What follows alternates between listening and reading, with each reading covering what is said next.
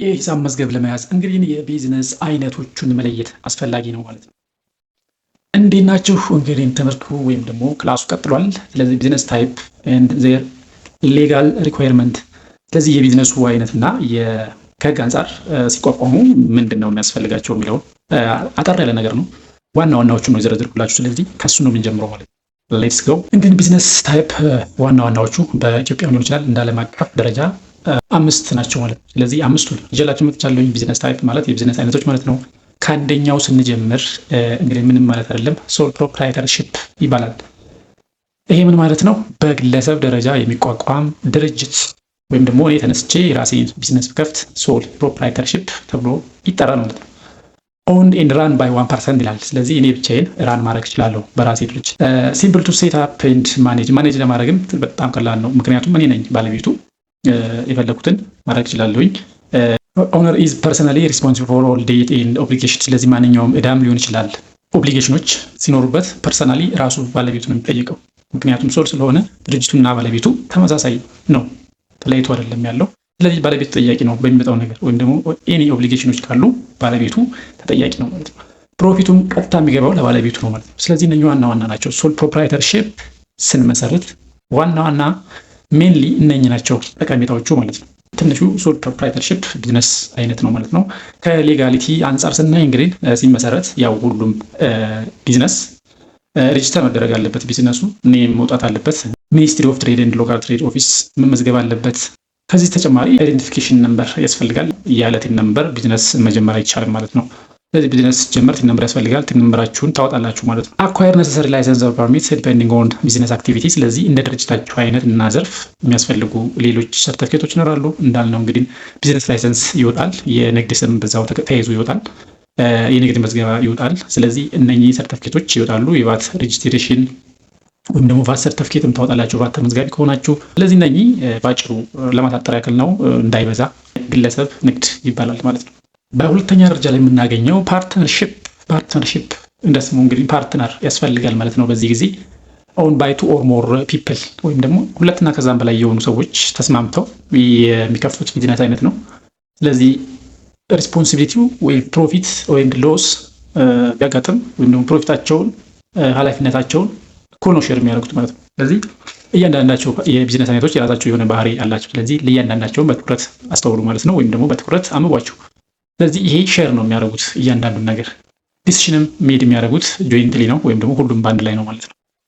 ሊያቢሊቲ ቢመጣም ካን ቢ ሼርድ ኦር ሊሚትድ ዲፔንዲንግ ኦን ዜር ታይፕ ኦፍ ፓርትነርሺፕ። ያው አንዳንድ ጊዜ ፓርትነርሺፕ ሆነው ሊያቢሊቲያቸው ሊሚትድ ሊሆን ይችላል። ስለዚህ በአብዛኛው ግን ፓርትነርሺፕ ላይ ሊያቢሊቲም በሼሮቹ ቢሸፈን ይሆናል፣ ወይም ደግሞ ማንኛውም ኦብሊጌሽን እና ሊያቢሊቲ ቢመጣ ተጠያቂ ናቸው ማለት ነው ሜምበሮቹ ማለት ነው፣ ወይም ደግሞ የመሰረቱ ሰዎች ተጠያቂ ናቸው። ስለዚህ ይሄ ባህሪው ነው፣ የፓርትነርሺፕ ባህሪው ነው ማለት ነው። ከሌጋሊቲ አንጻር ስናየው ያው ድራፍት ፓርትነርሺፕ አግሪመንት ያስፈልጋቸዋል። ስለዚህ የሆነ መግባቢያ ሰነድ ያስፈልጋቸዋል፣ ወይም ደግሞ የተስማሙበት ጽሁፍ ያስፈልጋቸዋል ማለት ነው። ፓርትነርሺፕ ዊዝ ሚኒስትሪ ኦፍ፣ ይሄ እንግዲህ ማንኛውም ድርጅት በትሬድ ሚኒስትሪ ኦፍ ትሬድ መመስረት ወይም ደግሞ መመስረቱ ወይም እውቅና መኖር አለበት ማለት ነው፣ መመዝገብ አለበት። ስለዚህ ሌላው እንደ ማንኛውም ቲን ነምበር ያወጣል፣ ቲን ሰርተፍኬት ይኖረዋል። የቫት ተመዝጋቢ ከሆነ የቫት ሰርተፍኬት ይኖረዋል።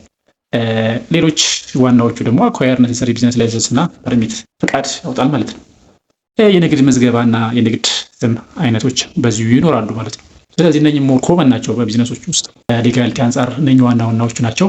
ስለዚህ የፓርትነርሺፕ ባህሪያትና ሌጋሊቲ በዚህ መልኩ ይገለጻሉ ማለት ነው። ስለዚህ ባህሪያቸውና ሌጋሊቲያቸውን ይህን ይመስላል። ወደሚቀጥለው ወይም ደግሞ ወደ ሶስተኛው ስንሄድ እናገኘው ሊሚቴድ ፕራይቬት ሊሚቴድ ካምፓኒ ፒኤልሲ የሚባለው ማለት ነው። በአብዛኛው ቢዝነስ ላይ ቢዝነስ ሲከፈት ፒኤልሲ እንዲሆን የሚመከረው ድርጅት ወይም ደግሞ የድርጅት አይነት ነው። ስለዚህ ፒኤልሲ የሚባለው ፕራይቬት ሊሚቴድ ካምፓኒ ነው። ስለዚህ የዚህን ባህሪ ደግሞ ስናይ ዋን ኦር ሞር ሼር ሆልደር ባይዞ ፒኤልሲ በአንድ ወይም ደግሞ በግለሰብ ደረጃ መቋቋም ይችላል። ከዛ በላይ መቋቋም ይችላል። እስከ 50 ድረስ ይፈቀዳል ማለት ነው። እስከ 50 ግለሰብ ይፈቀዳል። ከሌጋል ኢንቲቲ አንጻር ስናየው ሴፓሬት ሌጋል ኢንቲቲ ፍሮም ኦነርስ ነው። ስለዚህ ድርጅቱ አንዴ ከተመሰረተ ራሱን ችሎ ነው የሚንቀሳቀሰው። ድርጅቱና ባለቤቱ አንድ አይሆኑም፣ ወይም ደግሞ ድርጅትና ባለቤቱ የተለያዩ ናቸው። ድርጅቱ አርቲፊሻል ፐርሰን ማለት እንችላለን ማለት ነው። ስለዚህ ድርጅቱ ራሱን ችሎ ነው የሚቆመው። ሊያቢሊቲ ቢመጣበት፣ አሴቱ ቢወድምበት፣ ወይም ደግሞ ኤኒ ሊያቢሊቲ ዳ ቢኖርበት ድርጅቱ ራሱን ችሎ ነው እንጂ የባለቤቱ ንብረት ፐርሰናል ካር ወይም ደግሞ ቤቱ ተሽጦ ለድርጅቱ ሊከፍል አይችልም ማለት ነው። ኦነርስ ሊያቢሊቲ ሊሚትድ ቱ ዜር ኢንቨስትመንት ይላል። ስለዚህ ለኢንቨስትመንቱ ኦነሩ ተጠያቂ አይሆንም ነው ፕራይቬት ወይም ደግሞ ፒኤልሲ ሲሆን suitable for small to medium size ቢዝነስ። ስለዚህ ይሄ ከትንሽ እስከ ትልቅ ቢዝነስ አይነቶች ተመራጭ ነው ማለት ነው። በአብዛኛው እንደውም የሚመከረው ፕራይቬት ሊሚትድ ካምፓኒ ቢመሰረት ወይም ሰዎች ይህንን ቢመሰረቱ ይመከራል ማለት ነው። ከሌጋሊቲ አንጻር ስናይ እንግዲህ ሬጂስተር ካምፓኒ ዊዝ ሚኒስትሪ ኦፍ ይሄ እንደ ማንኛውም ንግድ መመዝገብ አለበት። ኮመርሻል ሬጂስትሬሽን ነምበር ያው ያስፈልገዋል፣ ግድ ነው። ኮመን ናቸው በአብዛኛው ከሌጋሊቲ አንጻር። አርቲክል ኦፍ አሶሲዬሽን ያስፈልገዋል። ይሄ ሜሞራንደም የሚባለው ማለት ነው። ደግሞ የመመስረቻ ጽሁፍ ያስፈልጋቸዋል ማለት ነው። የመመስረቻ ጽሁፋቸውን በውልና ማስረጃ ማጽደቅ አለባቸው። በውልና ማስረጃ መጽደቅ አለበት። አኳየር ነሰሰሪ ቢዝነስ ላይሰንስ ኦር ፐርሚት እና ቢዝነስ ላይሰንሳቸውም የንግድ ስም፣ የንግድ ምዝገባ ከትሬድ ማምጣት አለባቸው ማለት ነው። የንግድ ስማቸውን 3 አውጥተው እንዲጸድቅላቸው ያቀርባሉ። ከዛ ከጸደቀላቸው በኋላ የንግድ ስሙ ወደ ሜሞራንደም ወይም ደግሞ ወደ መመስረቻ ይገባሉ። መመስረቻውን ካጸደቁ በኋላ ሁሉና ማስረጃ ይሄዳሉ። ከዛ ነንበራቸውን ያወጣሉ። ከዛ ላይሰንሳቸውን ያወጣሉ ማለት ነው። ስለዚህ ሂደቱ በዚህ መልኩ ይሄዳል። የምትፈልጉ ከሆነ ምናልባት እንዴት ላይሰንስ እንደምታወጡ ዲቴል ፕሮሰሱን የምትፈልጉ ከሆነ በሌላ ቪዲዮ ሰራላችኋለሁ ማለት ነው። ስለዚህ ፕራይቬት ሊሚትድ ካምፓኒ ይህን ይመስላል ባህሪው። በአራተኛ ደረጃ የምናገኘው የቢዝነስ አይነት ኮኦፐሬቲቭ ይባላል።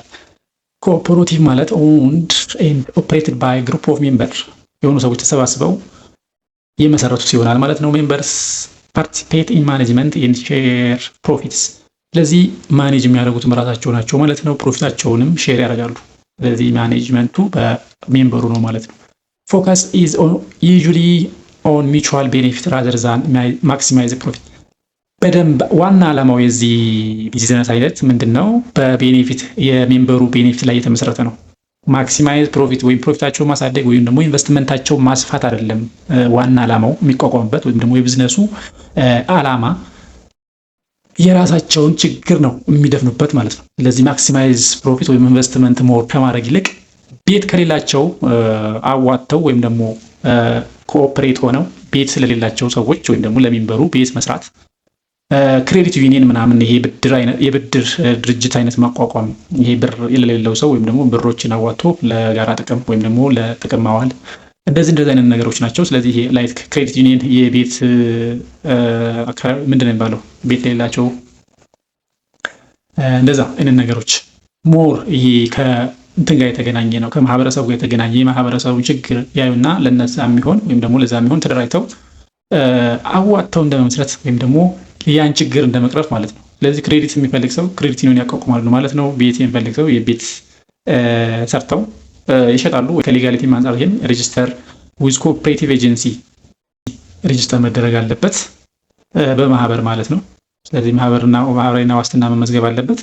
ቲን ነምበር ያስፈልጋቸዋል። በህግ ነው የሚመሩት። ስለዚህ በህግ ይመራሉ። አኳየር ነሰሰሪ ፐርሚት ይሄ እንደ ማንኛውም ላይሰንስ እና ንግድ ስም ምናምን ያወጣሉ ማለት ነው። ስለዚህ አሁን እዚህ ጋር የሚለያቸው እነኚህ ራዘር ዛን ፕሮፊት ማክሲማይዜሽን ሚቹዋል ቤኔፊት ላይ ነው የሚያተኩሩት ማለት ነው። ስለዚህ ከጥቅማቸው አኳያ ነው ይሄን ቢዝነስ የሚከፍቱት።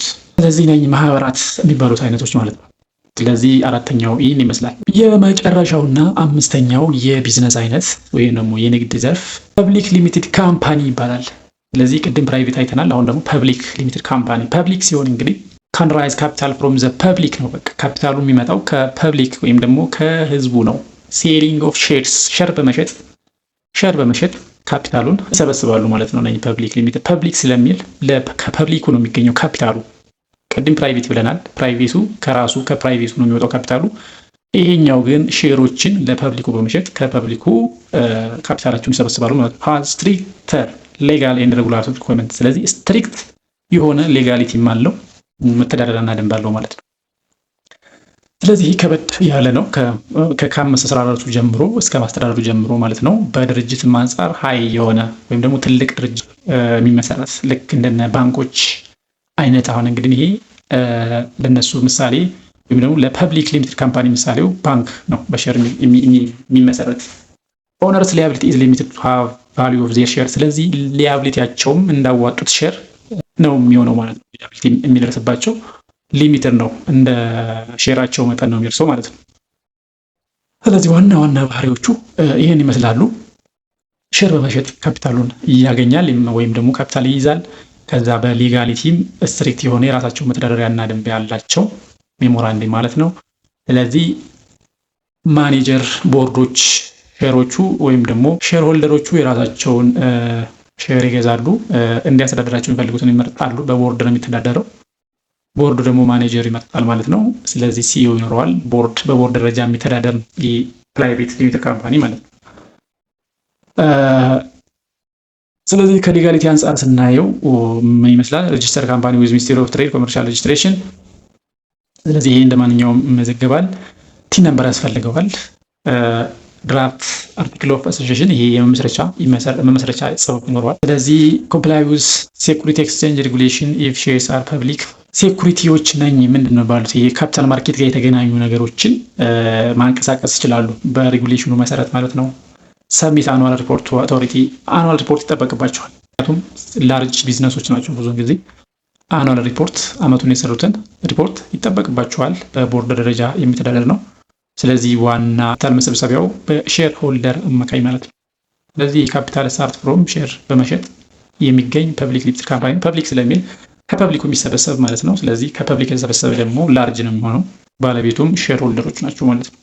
ሼር ሆልደሮቹ የራሳቸውን አሰራሪ ቦርድ ይመርጣሉ ማለት ነው። ስለዚህ የቢዝነስ አይነቶች እነዚህ ናቸው ባህሪያቸውና ከሌጋሊቲ አንጻር ይህን ይመስላሉ ባጭሩ።